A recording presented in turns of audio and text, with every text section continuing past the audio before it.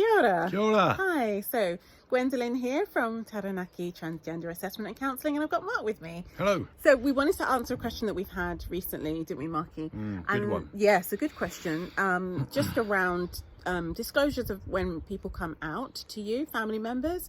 And we're going to focus on this short vlog on what to kind of do, to kind of first reactions, first thoughts, if it's your partner. So let's just give an example, shall we, just make it easier? Let's say you are a woman and you're married to a man, just for the sake of this example. And so what do you do if your husband in the moment has come to you and said, I've always felt different, but I know we've been married for a long time, but I actually want to transition, and I actually feel I'm actually a woman. You know, we've been through this a million times with different patients in our clinical experience. So we want to just give you a few thoughts and tips, and yes, some ideas of how to cope and what to do. So Markie, do you want to start the ball rolling here? We'll try and keep this fairly short. So I think the first thing to do is not kind of explode with a first reaction. Is to give yourself some time, give yourself some thinking time before you kind of respond. And then I think the second thing is just to recognize how difficult it's probably been, because I mean, it's changing a lot now, and it's a lot different for younger people. But particularly people from the kind of pre-internet days when there wasn't so much information around, have struggled with their gender identity for years, and have tried to deny it. And gone through waves of kind of thinking, oh, it will go away, I'll be all right if I do this. So and the tendency, I think, is to feel, a lot of partners feel betrayed. I think, well, absolutely, understandably, they feel kind of tricked. Why did you, if you married me, why did you marry me?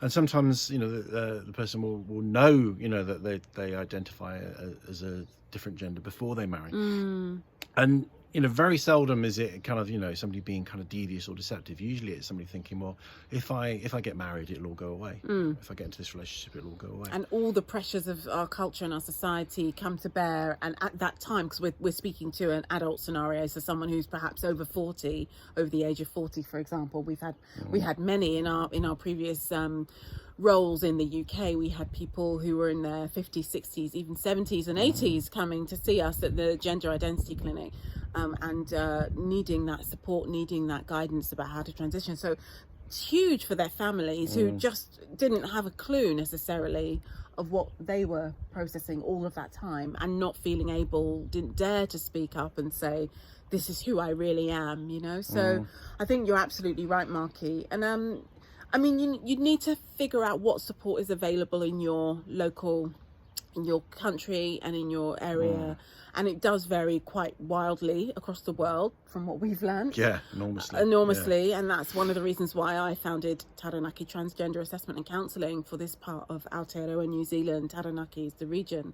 So it's a service that allows people to come and explore their gender and to navigate these kinds of challenges, really. So what else should we share here? There's so much. It's important to one of the things that might strike you is that this can't be real because I've not seen this in you.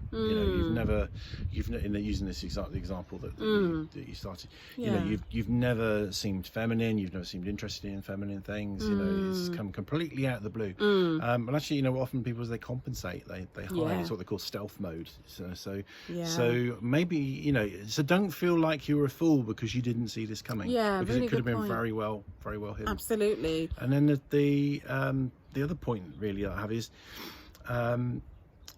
just because somebody identifies as trans doesn't necessarily mean, don't make any assumptions about what they're going to do.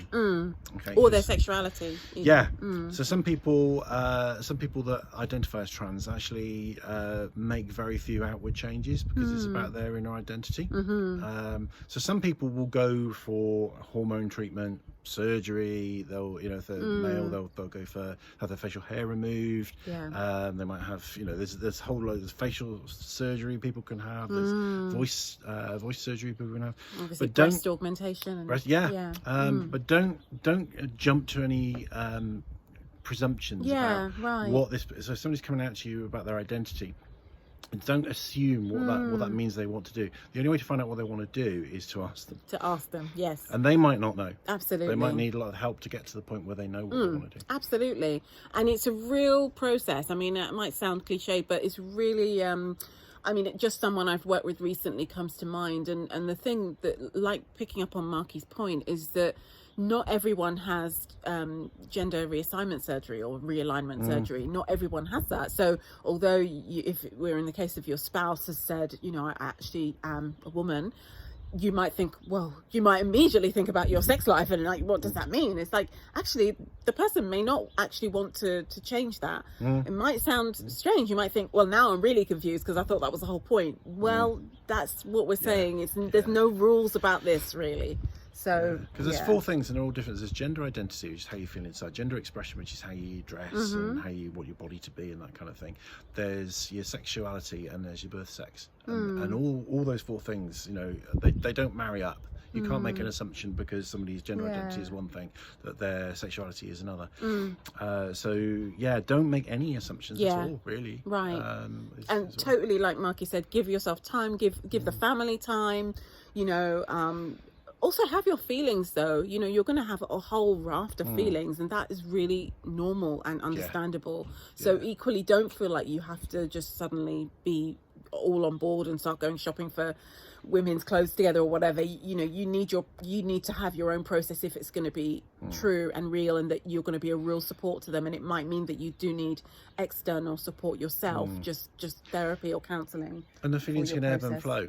So you might, you know, when you first see it, you might kind of think, oh well, that's okay, I'm cool with that. And then a week later you might be in bits, you know, and then you might get really angry, you know, and so whatever you feel is okay, and it can change and ebb and flow. And I suppose the other thing that's kind of useful to talk about maybe is, so we've seen this a lot, and we've seen people remain in their relationship and thrive, successfully, and be successful. And we see people amicably part company. And we've also seen people part company in not such an amicable way. So we've seen all kinds of combinations.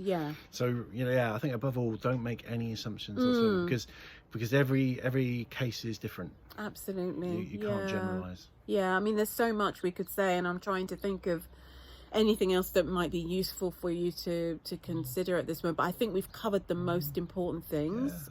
Put questions in the comments, and we can always come back to absolutely if you have any questions, or you know, I mean, I often say this, I don't work for free, and neither does Mark, you know, we've both got enough to to be getting on with, so I can't say just DM me and I'll get into some deep conversation with you, but I do signpost. So if you're stuck and you're like even if you're in a different part of the world, I'm happy to help you just navigate that first part, and then, you know, kind of wish you well for your journey. But and if you wanted to work with me, then of course just reach out and DM, and we'll see what we can do, see what my availability is. But just another very quick point is that the whole topic, the whole area is completely polarized. We talked about this and other things. So if you talk to people for advice, be kind of conscious of who you're going to for advice, because they may have there's a kind of a real kind of spectrum of opinion, and there are extremes. So you could be talking to somebody that's at the extreme end of that opinion, if you like, or that way of looking at things. So it's good to talk to more than one person and get more than one opinion if you are going to talk to other people for guidance. Absolutely, yes. And I think we aim to be somewhere in the middle, so not at that, you know, super extreme, like more militant, you know, there's nothing to think about end of the spectrum, and equally nowhere close to the kind of ideas that that it's not natural. It's not natural. God made you as you are. Exactly. Absolutely. So, you know, we're somewhere, you know, we're able to hear both sides. We're able to kind of understand, you know, those cultural things that come into play. But we certainly, you know, are kind of, you know, the whole reparative thing is anathema to us. So just to be clear on that. But so I think we've covered what we can in a very short space of time, and thank you for watching. And questions, comments, thoughts below, and thank you for watching. We'll see you in the next one. Kia ora. Kia ora.